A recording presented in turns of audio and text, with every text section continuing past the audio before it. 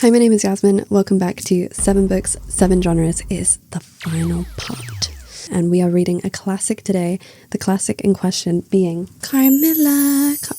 Carmilla. Yes, I'm so excited about this. I heard lesbian vampire and I said, yep, that's the one, I'm doing it. And actually, I didn't realize it was such a short read. It was only under 100 pages, I think. Let me check. Yeah, 90 pages. And it was such a fun time. It was such a fun time. I have my notes on my phone today, not my nice notebook, because I was reading this late at night. I didn't want to handwrite notes, if I'm being honest. So I'm really sorry about that, guys. I hope you can forgive me. So let's talk about it. Before we do this, I would recommend actually reading this book. It's really fun. Even though it's from the 1800s, it's super easy to read, quite accessible and not too difficult. I would say if you're interested in giving a classic a read that's quite easy to dip your toe into, then skip to this part here. And for the rest of you, spoiler/trigger warnings, we have some very light kind of gore and body horror. It's not descriptive or intense, but it is and they beheaded this person and there was a sharp pain in my breast and this kind of stuff. So it's not super heavy, but it is a little bit spooky. Lesbian yearning, is that a trigger? It might be for some of you. Vampires, I guess it's a vampire book. So typical vampire-y things. Now, the thing I find most exciting about Carmilla is it's actually the book that inspired Dracula. I think Carmilla was the first ever romantic vampire. And it's really interesting to see because this character was written by an Irish man, but he has the lesbian yearning down to a T. So I don't know how he did that, but props to you, Joseph. Now let's talk about it. There are multiple editions of this book. I just got I think it might have been loosely edited, but I don't think so. And this is from one of his short story collections. At the back, I liked that this book also had kind of a glossary of terms. I thought that was helpful. And I also liked that this book had some gorgeous illustrations. I will put some pictures of the ones at the end of the book here. So let's talk about it. Carmilla opens up with a kind of a prologue foreword where I think our main character, Laura, is addressing someone. She's telling this story to someone. So therefore the book has a really, really chatty first person kind of vibe. She says things like, you could only imagine my surprise when. So it becomes very clear that she is telling this story. You do get immersed in it, but then every now and then there'll be a little break where she's like, and at this moment, a great horror occurred. And you're like, oh, okay, tell me the story lady. Our main character, Laura, is English, but she lives in a castle in Styria, which I believe is a state in Austria, or at least was. But yeah, it's the Austrian countryside, and she lives in an old castle. I don't think her and her father are really, really rich. Her mother's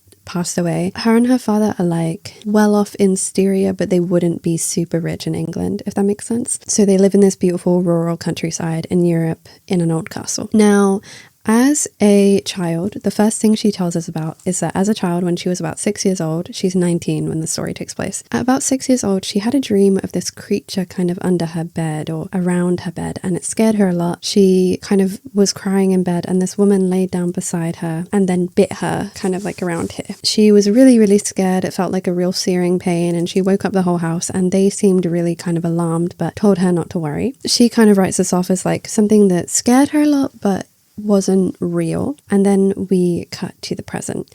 Now, her father takes her on a walk one day, and he tells her that the woman she was supposed to be spending some time with, the daughter of this general, is actually not coming anymore. And Laura's really upset by this. She's a very lonely person, we come to learn. She's very well loved. She has governesses and that type of thing, but she's very deeply lonely and would love to spend some time with someone her age. She asks why this girl isn't coming to stay anymore, and he reveals that she's been killed, and the general is going to find out what's happened to her, why she's died so suddenly, and will return in about 3 months. Laura's really devastated by this news, but she kind of just has to deal with it. I really like, there's a very simple imagery to this book where it describes things in a way that you can imagine, but it's not actually it's not super detailed in the description. It doesn't say the trees had green leaves that shimmered in the light. It just says, oh, magnificent lime trees. And actually something about the way that this is said really worked for me. I could really think about it as, instead of just here's what the place looked like and it was beautiful, I can think of it as something that Laura really enjoys herself, and I did like that a lot. I also really liked on page 10, she's talking about her governesses and how they seem like they're quite strict, stern ladies, but they have this mystical side to them where they love to talk about the moon having an impact on things and all of that, and I just love that. I thought that was so fun. I also think I'm going to call him Sheridan for short. It's Sheridan Le Fanu. I think that Sheridan does a really good job of capturing human traits and tendencies obviously it's in a more classical description, but for example, there are indolent styles of the spirits in which, indisposed to talk ourselves, the talk of others is pleasant to our listless ears, and I gazed on, pleased with the tinkle of the lady's conversation. It's basically like her saying she prefers to listen than talk, and that certain people just really like to hear other people talk. And I thought that was cute. Then we have kind of the main plot starts. There is a carriage suddenly along this walk being led by some horses and some men, and they kind of stumble over a route. They run really rampant up to these people, and the carriage tips over, and out steps this very dignified older lady who is making a really big commotion about her daughter being ill. Now her daughter looks very pale, very kind of and her servants look like they aren't from this area. The father speaks to the older woman, and she says, well, where I'm going, I can't rest along the way. I'm gonna have to give my daughter to the village and ask them to take care of her because I cannot look after her right now and go on this journey, and it's very important that I do. The father and Laura are both like, oh my god, no, like we'll look after her, which, wow, a sign of the times. We would not be doing that in the 21st century, like just look after some random woman, or I don't think a lot of people would. But yeah, the father and Laura are like, well, this is perfect timing because Laura had no one to play with, right? Or to hang out with. Play with sounds very juvenile, but Laura had no one to spend time with, and the father was worried about this, so he'll look after her and Laura can keep her company. The woman very quickly is okay with this. She's like, yep, sounds great. Laura's kind of like, oh, she seems a bit like too chill about this. And then this line made me laugh. The lady clasped her hands and looked upward, as if in a momentary transport of gratitude, but immediately she broke out again in that theatrical way which is, I believe, natural to some people. So she's calling her a drama queen, which I thought was very funny. So yeah, they take in this girl and they find out her name is Carmilla. Now before they took her in, the older woman had whispered something to the father, and Laura asked what she said, and he said that Carmilla is not going to talk about where they came from, where her mother's going, and any of her history, no matter how much he press her. And Laura's like, that's weird. I also put here, in this first scene, there was mentions of a black woman wearing a turban on her head, and they didn't actually explicitly say anything racist. They just said she looked kind of fearsome and like scary, and I was expecting that kind of thing from a book, but I was still like, is this like, where are they going with this? But they actually don't mention it again, so I think it's just supposed to be like she's in shady company. Not sure. Yeah, so the first meeting between Lara and Carmilla comes the next day when Carmilla has slept a little bit, and Laura asks if she can go see her, and Carmilla's like, yes, come see me. She goes upstairs and talks to Carmilla, and they both find each other really, really beautiful, which is like, I'm sure you do, I'm sure. Carmilla is saying, oh my goodness, I recognize you from this dream I had like 14 years ago where you were crying and I laid beside you in bed. And we're like, I know what you are. But it's always really interesting because Carmilla will have these times where she'll talk about her dreams and she'll paint herself like she did nothing, but in the same dream that Laura is having, she'll be kind of like getting eaten or something, and it's like, whoa, so that she's dreaming, or like, what do you know? I don't know, it's very weird. So yeah, you're not really sure if Carmilla is lying initially about having these dreams, but she comes across as very convincing. Now, Lara and Carmilla are kind of obsessed with each other. Carmilla's really prone to having these fits of like sudden passion and love for Laura and saying like, I love you so much, like I will have you even in death, like you will die for me and we will be together and blah, blah, blah, blah. And Laura's like, what? Laura's very confused, but she finds Carmilla so like attractive, and then Carmilla will kind of snap back to normal and be like, oh, I feel so faint, like, oh, I feel so weird. And Laura just kind of is like repulsed but attracted, and it's a nice kind of dynamic. It's really interesting. Also around this time, women in the town are dying really suddenly and randomly. We know that it's by Carmilla, but it's not clear at this point in the book, and Carmilla is really against all of the hymns and the funerals for these people. She's like, yeah, like whatever, this sucks. We also find out that she is prone to having a bit of a temper with certain things, because there was a hunchback who sold them some charms and things to ward away evil, and he said to Carmilla, he was like, oh, you've got very sharp like fangs, that's probably gonna really like hurt you, right? Doesn't that get in the way of your lip? Like, do you want me to file them down, because I know some dentistry? Which is like, you just know that? Okay, period. Go off, little man, I guess. Carmilla is really, really angry about this. She like flies into a rage. She's like, what the hell? Don't even talk to me. Yuck, blah. And then she asks Laura, our main character, if she's afraid to die. And we're like... Then we find out Laura's dad has had some paintings in the castle restored. He has one in particular that Laura looks at, and it looks like a mirror image of Carmilla, and it's one of the old Karnstein women from like the 1600s, and it is literally her down to the mole on her cheek. And she speaks to Carmilla, and Carmilla's like, oh, that's crazy. Also here we find out Laura's mum was descended from the Karnsteins on her mother's side. So if these guys are lesbian and Carmilla is like one of these old Karnstein women, and so is the mum, is that not like a little light incest? I mean, I guess it's the 1800s, no one cares, but I just found that like such a weird thing to add. You literally did not need to add that the mum was maternally descended from them. Whatever, I guess. Now, Laura wants this picture of Carmilla in her room, and Carmilla's like, oh, that's so cute. Like, yay, I love you so much. Carmilla asks to go on a walk with Laura, and once again has one of these moments where she confesses her love, and Laura's just like, oh, stop it. She's like, I imagine you have some romantic affliction of the heart, like you've got something going on, you're so terribly romantic. And Camilla's like, yeah, no, I don't, unless it's with you. And Laura's like, oh, what could she mean by that? Like, okay, I wonder what we could mean by that. Laura then asks Carmilla if she's ever going to talk about her life. Like if she's ever going to confide in Laura, because Laura's been, you know, a really good friend to her, and Carmilla just won't tell her anything no matter how much she presses. And Carmilla says like she'll know very soon, which is really ominous. We're like, oh my god, she's going to eat her. She's going to kill her. Carmilla also says, have you ever been to a ball? And Laura goes, no, have you? She says, yeah. And I remember my first one, I was almost assassinated. I was struck in the breast area, so we know she was probably bitten. And she said, I've never been the same since.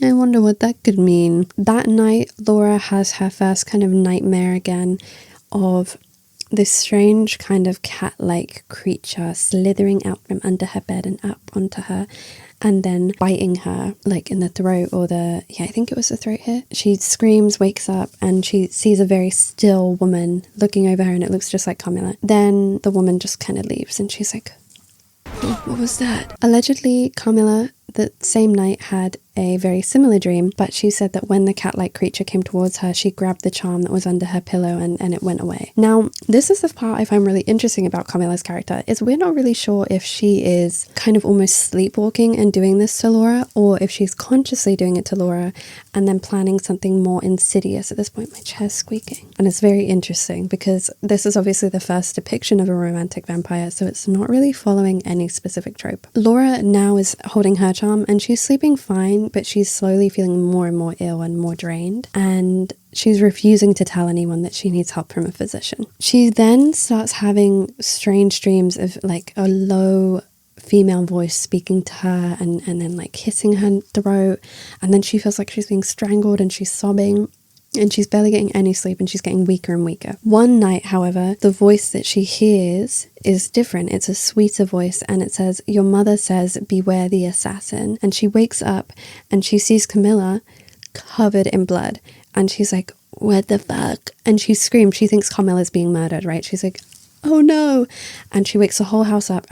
She's banging on Carmilla's door. She's trying to get in, but it's locked from the inside. They get some servants to break down the door. She's not in there. She is looking all around the house, but the castle is very, very big, so they can't cover the whole place in one night. The next morning, they find Carmilla in her room again, just like sleeping on the sofa, like, oh, sorry guys, I must have just fallen asleep. It was really scary. You guys have broken in. And the dad writes it off as she was sleepwalking. I will give Sheridan credit here because I think that he does a good job when you haven't read the book of letting you wonder even though I knew it was a vampire story and she was probably just preying on Laura, it does let you wonder, like, if she really knows what she's doing or if she's just kind of like in almost like a frenzy. So Laura then finally is not herself and gets looked at by a physician. The doctor is really, really concerned. He says that Laura should not be alone even for a second. She needs to have someone with her at all times, especially when she sleeps, and that they need to go see a priest. So her dad is also more irritable than usual. He seems really wary and like snappy. And he also says that the general from 3 months before has arrived and is on his way, but it isn't really a good time for them to visit. This last section of the book is where we get the general's perspective on what happened to his daughter. So he's telling them a story, but there's very minimal interruption. So he kind of tells the whole story before we get any of Laura's perspective. He says that he met Carmilla and her mother at a party, but he doesn't say he met Carmilla. He said he met a young girl and her mother, and the young girl was very beautiful and was taken by his niece or daughter. I think it's his niece, but he looks after her, so it's like his kid. The older woman they were all wearing masks, and she knew who he was and spoke to him like an old friend, and he was trying to ask her like who she was, and she wouldn't tell him. Eventually, she disappears for a little bit, comes back and says, oh, by the way, I need to travel somewhere, and you'll look after my daughter, won't you? And we're like, oh, I've heard this before. She leaves her daughter with the general. Soon enough, his daughter falls ill and has these strange dreams, and then eventually just kind of dies. He met a doctor from a bigger city who came and told him, I think this is a vampire and you need to wait in her room at night and have a sword and watch. And sure enough, he saw this cat-like creature crawl and then turn into kind of like a woman and like try and bite his kid. So he lunged at her, but she genuinely like just scrammed and it like broke his sword to shivers. But yeah, so we know now that this is what Carmilla's been doing. She went by the name Malaka, I think. I thought that was funny because, like, why are you so uncreative with the names? Also, can we talk about how audacious this lady is? Just being like, hey, you'll look after my kid for like 4 months, right? Yeah, I know we just met today, but you'll look after my kid, right? And the people, I guess, here are just so nice. So they're like, yeah, sure. Then he's like, okay, I need to see the ruins of this old, like, castle where the Constans used to live, and I am gonna dig up Miyaka's grave and I'm gonna behead her because she's a vampire. And obviously Laura at this point is like, but she goes to a clergyman, and on the way there, the woodsman tells them, sorry, it's all a bit convoluted, this last bit, but he tells them that Moveria is like I think it's no longer a place, but it was a country or place in Central Europe, I think around the Czech Republic area, that's no longer around. It was like 10th century or something. So he was a nobleman who was killing all of these vampires, right? The village were trying to deal with them. There was an uprising. This whole family were like vampires, and the village was trying to behead them, kill them, because that was the only way to kill them. And this nobleman, he came and he said he'd do it, but he took Milaka's body and didn't necessarily kill her. We don't know what happened to it, so we know that he probably let her live or she killed him or something. So then he sends Laura to the clergyman,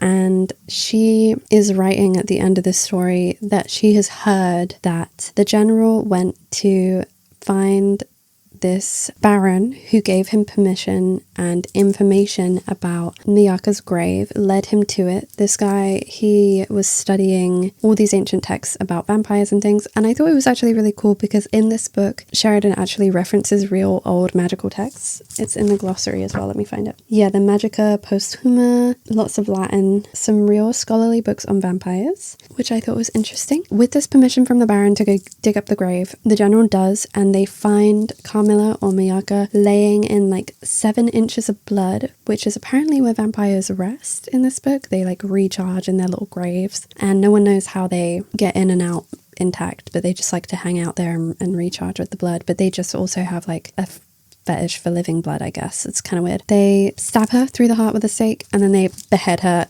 and she's dead. Laura doesn't really seem super sad about this, but she does say she has mixed emotions. Like, she doesn't think of Carmilla entirely positively or negatively, but she does recover and live, which is nice because I was very worried she was just gonna like die. But yeah, that is the main plot. I know I told it in kind of a convoluted way, but it is a little bit, this thing happens and this thing happens, so it's not as like smooth, you know. Then the last chapter is just loads and loads of exposition. We find out the nobleman that took Carmilla's body was a previous lover and he couldn't bring himself to kill her, and then she kind of carried on terrorizing everyone. Okay, so final thoughts. Let's talk about it. I really enjoyed this. I thought it was a fun read. It made me feel more scholarly than I am to read a classic, but it was also only like 90 pages long, so I didn't really have any trouble. I would be interested, I think, in reading some of Sheridan's other works because I like his writing style. It's quite simple, but it is also very descriptive. I think that some of the perspective threw me off a little bit, like when Laura spoke directly to us and she would say things like, "You can imagine how strangely I felt." It was like, oh, you're talking to me? But I did enjoy it. I thought it was really fun, a really short little read. I thought the yearning was very interesting because on the one hand, you have this vampire who only kills women, right? She only feeds from women. She's in love with Laura. It's part of these vampires' manic kind of frenzies that they go into. But it wasn't really ever acknowledged that it was lesbian. It was always just like, yeah, she's just a vampire. But it's like, even if she is just a vampire, she's still a gay one. So I thought it was really interesting that he's made this bold choice, but never actually said anything about it. I thought that was fun. The relationship between Carmilla and Laura is really interesting. Like, they're both kind of obsessed with each other, but they both kind of hate each other a little bit as well. There's Carmilla with all of this power, but Laura who isn't really fully reciprocating, which takes some of that power away from her almost, which I liked. Overall, I think I would give this book maybe a 4-star because it wasn't like the best thing I've ever read, but it was still really solid and I would recommend that people read it. I thought that it was really fun and it had such good descriptions of people as people. That sounds really silly, but writing characters, even if they only had a few lines, they felt like people that the author knew instead of just here is a caricature of a person. I could imagine them being real people that I would meet in my day-to-day life. And I think that's very hard to do in 90 pages, but Sheridan did it well and that is a testament to his writing skill. Big shout out to Mona who told me to read this book and that she liked it because I probably wouldn't have done if she didn't. So yeah, thanks girl. And yeah, I will catch you in the next one. I am going to take a break because I'm away for a week and we'll see about some new book ideas. Let me know also if you guys would be more interested in me doing multiple books in one video or if you want to do a 1 book per video kind of thing. I can switch it up, but yeah. Okay, bye. Bye forever. Bye.